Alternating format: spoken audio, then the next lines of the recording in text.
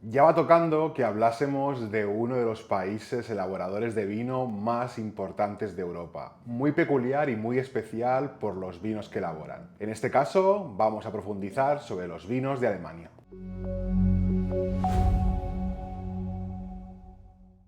Alemania está situado en el límite norte de cultivo de la vid, es decir, latitudes más hacia arriba ya es imposible que la vid dé frutos y podamos hacer vino. Eso significa que el clima es frío, por lo que la uva va a tener ciertos problemas para madurar. Ahora, lejos de ser esto un problema, Alemania le ha dado la vuelta y lo ha convertido en la característica clave de sus vinos. Encontraremos unas acideces muy marcadas que nos van a aportar mucha frescura. Y además vamos a entender muy bien la magia que hay entre el equilibrio de azúcar y acidez. Debido a este clima, si os fijáis en el mapa, veréis que la gran mayoría de zonas vinícolas del país están concentradas en el sur y suroeste, precisamente para evitar estos climas tan extremos. Estas zonas tienen algo en común, y es que casi todas están ubicadas a lo largo de los ríos, en sus valles, como el río Rin o el Mosela. Esto tiene una razón muy clara. El hecho de estar en los valles y pendientes alrededor de los ríos, no solo conseguimos una temperatura más moderada, sino una mejor exposición solar. Ambos factores van a ayudar muchísimo a la buena maduración de la uva. Seguramente si pensamos en Alemania lo vamos a relacionar con vinos blancos. De hecho, más del 65% de los viñedos plantados son de uvas blancas. Eso sí, la reina absoluta es la variedad Riesling. Sin embargo, hay muchas otras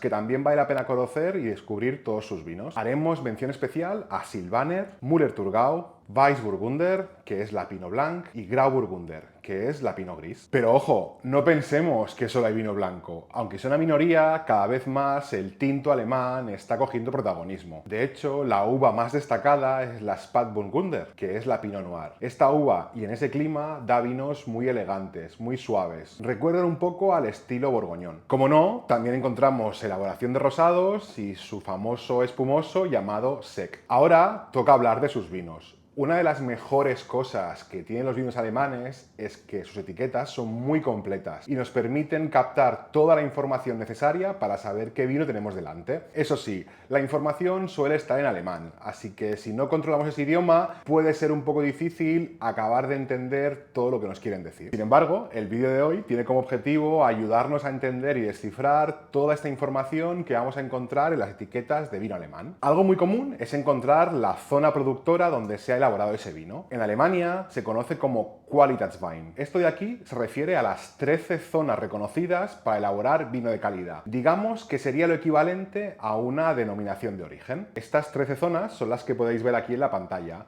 Seguro que muchos os suenan, como puede ser Mosel, Rheingau, Pfalz, entre otras. El Qualitätswein, digamos que es la escala básica donde nos permite asegurarnos el origen y la calidad de la elaboración de estos vinos. Sin embargo, en Alemania todavía tenemos un escalón más, un escalón superior, y es una clasificación oficial hecha por el gobierno. Y es algo peculiar, porque estamos acostumbrados a que las clasificaciones nos hablen de zona, de estilos, de variedades. En este caso, estamos hablando del Prädikatswein, y lo que delimita es el nivel de azúcar que tiene el mosto. Esto tiene una razón de ser, y es porque buscan la buena maduración de las uvas. Como hemos visto, a veces no conseguimos que las uvas maduren de una forma óptima. Este sistema se diseñó pensando en que todas esas uvas que forman parte de él tengan el grado de azúcar necesario para elaborar vinos de calidad. Este Prädikatswein está dividido en 5 escalones, que determinará el grado de azúcar que tiene cada uno de ellos. Empezamos por la palabra Cabinet, que está en la base de la pirámide. En este caso estamos hablando de los vinos más ligeros, entre 150 y 180 gramos de azúcar por litro. A partir del Cabinet, si subimos un escalón más, vamos a hablar del Spätlese. Aquí nos encontramos ya con vendimias tardías, es decir, las uvas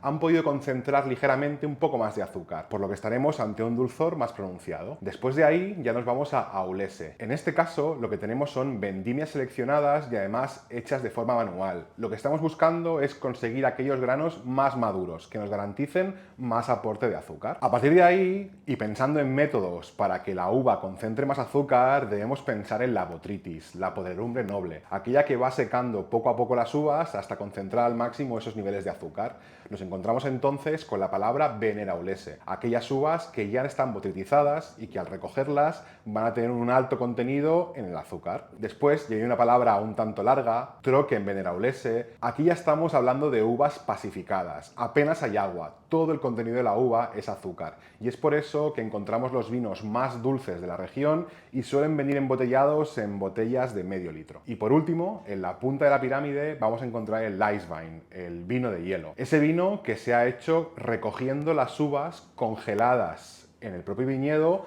y después haciendo una prensa para extraer solo la parte azucarada. Muy importante, recordad que esta clasificación no está hablando de nada más que el nivel de azúcar que hay en el mosto. Además, a veces puede ser un poco confuso, pero no quiere decir que el vino sea dulce necesariamente. En las escalas más altas quizás sí, pero los vinos Cabernet o Spätlese no tienen por qué ser dulces, pueden ser completamente secos o ligeramente dulces. Si buscamos la palabra Trocken, Trocken quiere decir seco en alemán, por lo tanto nos dará indicativos de que ese vino no contiene azúcar residual, que será seco al paladar. Este sistema genera cierta controversia. Como hemos visto, simplemente está indicándonos el nivel de azúcar, que es un indicador aislado que no nos da más información de todo aquello que rodea al vino. Es por eso que un conjunto de elaboradores de élite decidieron hacer una asociación que está en paralelo al gobierno, pero que cada vez más ha tenido más reputación y hoy en día se reconoce como los vinos de máxima calidad del país. Ese sistema se conoce con las siglas VDP. Y aquí sí que estamos hablando mucho más de parcelas, de viñedo, de terroir en sí. Digamos que ese sistema ya se asemeja mucho más al que conocemos de los crus en Francia. Tiene 4 niveles. Empezando por el básico, encontramos el Gutswein, que digamos que es el vino de entrada de las bodegas de esos elaboradores. A partir de ahí nos vamos a ir centrando como en los crus, en los viñedos y las parcelas. En el segundo escalón encontramos Ortswein, serían los mejores viñedos dentro de un municipio. Después Erzlage,